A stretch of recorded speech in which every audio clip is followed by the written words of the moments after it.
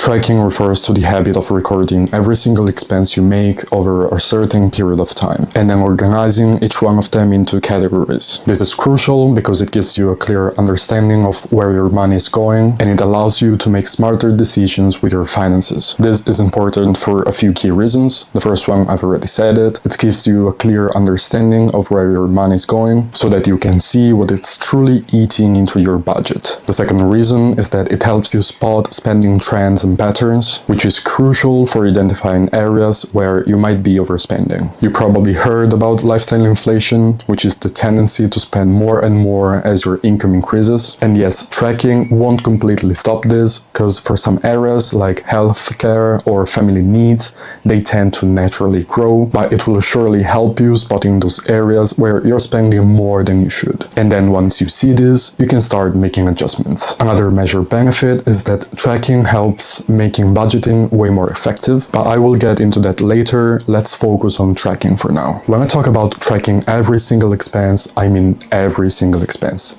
Nothing should be left out. This message is especially for those people who are struggling financially speaking, because if you're barely scraping through the month or you find yourself unable to save money, the first step towards improving your financial situation isn't investing or trading cryptos, it's tracking and budgeting. I know it might sound simple, but tracking alone can often be enough to reduce already your expenses. Most of us, in fact, don't really realize how much we are spending in some categories. First example is groceries. Are you sure that you know exactly how much you're spending in groceries every month? Because most people tend to think they spend like $300, but it's probably closer to $500, and that's already a $200 difference. The other example is subscriptions. Take streaming services as an example, such as Netflix, Amazon Prime, or even Spotify, and you could find yourself spending maybe hundreds of dollars every year without even noticing. So now that you hopefully understand why tracking is so important, let's talk about how you can do it. There not really is a one-size-fits-all methods here. You have to experiment here. You have to make adjustment so that the system fits your life the best. First of all, you will have to decide how detailed you want to be. Do you want to track every tiny expense? For example, that $1 coffee that you take once a week? Or do you maybe prefer rounding everything to the nearest $10? You decide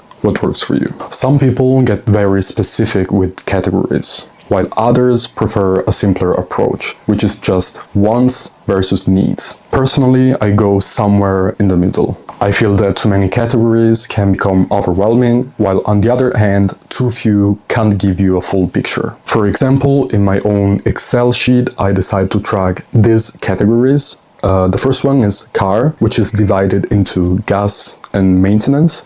The second one is education, which is mainly my university costs, but also like books or courses. Then there is, sadly, cigarettes. I told you guys I want to be as transparent as possible. Then there is entertainment, such as movie, events, or when I go out with friends. And then there is the final category, which is other, where I put those tiny little expenses that don't really fit into any of the other categories. I also track two other special categories. The first one is the money that I invested to start my YouTube channel, and the other one is financial fees, such as bank charges or credit fees. Now, here is the most important part. You need to track every expense, with no exceptions. I get it, it can be overwhelming or uncomfortable at first, but here is the deal. The first step in any personal growth journey is being honest with what your starting point is. You can't really make progress until you face the truth, and trust me, the sooner you do it, the better. Don't try to justify ignoring tracking small expenses such as that snack that you didn't need, because the key here is honesty. If you're not comfortable with Excel or Google Sheet or in general any digital tool, don't worry. You can use a simple notebook or a random piece of paper. The point is that you just have to start. And you might be wondering if tracking doesn't take too much time, but the truth is that it really doesn't. Sure, it might take some time to get into the habit of doing it, but once you do it, it's pretty quick. The approach that I use is that I track every expense that I make during the day on my phone, and then I go and enter everything into my spreadsheet every week or at the end of the month. Trust me, for most people, this entire process will take less than an hour per month. A quick tip tip that I want to give you guys is to be cautious with those apps that pretend to track your expenses automatically. Most of these apps link to your bank account and categorize things for you. While this can be convenient on one side, on the other side, their categories aren't really that clear many times, and they may even count those transfers that you do between your own accounts as expenses. Here is my challenge to you. Try and track every expense for the next 3 to 6 months and do it honestly. I guarantee you it will not only improve your financial situation, but also give you better awareness and more peace of mind.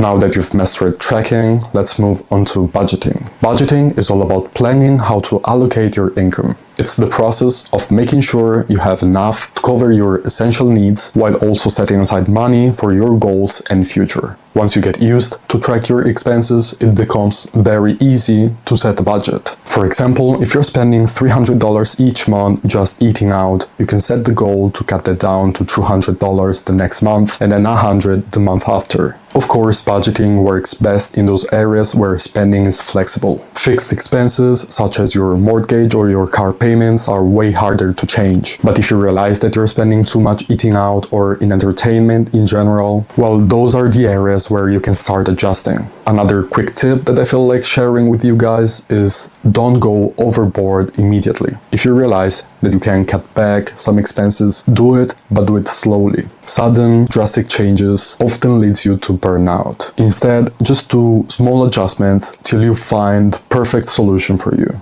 A good saving rate target to aim for in general is 20% of your income. If you're not sure how to calculate your saving rate, here is how to do it. Take your savings for the month, divide by income, and then multiply it for 100. For example, if you make $20,000 per year and you manage to save 3,000 of them, your saving rate is 15%. Another tip for beginners is that if you're struggling to save, you need to try the pay yourself first method. Go and open a second bank account, and as soon as you receive your paycheck, transfer a set percentage, like 15% of more, into that account.